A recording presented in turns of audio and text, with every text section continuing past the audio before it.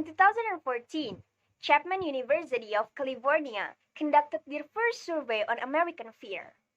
And in that survey, they revealed that the fear of public speaking is listed as the top 5 of the list. And in the next survey, they revealed that the fear of public speaking is listed as American number 1 fear before death at number 5. It means that most of the people are less afraid of dying than speaking in front of the public. Such an irony.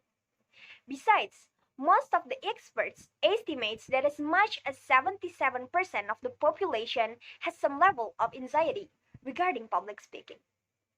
Now, our questions are, is public speaking that terrifying?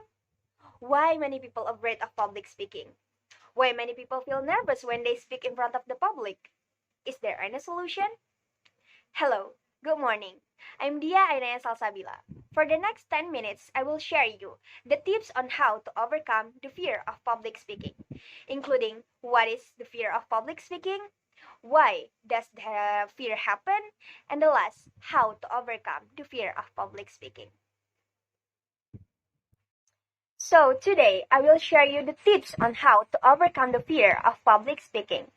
And today, we're gonna be talking about what is the fear of public speaking, why this fear happens, and how to overcome the fear of public speaking. So first, what is the fear of public speaking?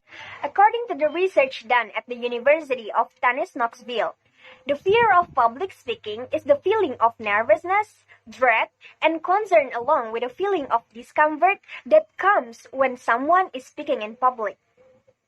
Some individuals may feel a slight of nervousness at the very thought of public speaking, while some others experience full-on panic and fear. They may try to avoid public speaking situations at all costs, or if they must speak in public, they endure shaking hands and a weak, quavering voice. Next, the second one. Why does this fear happen? Or what are the causes of this fear? Or it's simply like, what are the reasons someone feels afraid of public speaking? Harvard speech instructor Stephen D. Cohen states that the fear of public speaking arises from two primary sources. The first one is personality, and the second one is uncertainty. Let's come to the first one. Personality. The truth is that some people are more comfortable in social situations where others are less comfortable in those situations. So, there's only little things we can change when it comes to our personality or when it comes to our genetic predisposition. What we can change is something related to the second one, that is uncertainty. There are lots of things that people are uncertain about. It could be about how their ideas will be perceived, how they will be judged, or the impression that they will get from the audience. Yeah, sometimes we are worrying about things that we don't have to pay attention to. For example, like how our lips looks like when we're talking, or how our information will be understood, or it's simply like what is the impression from the audience toward us.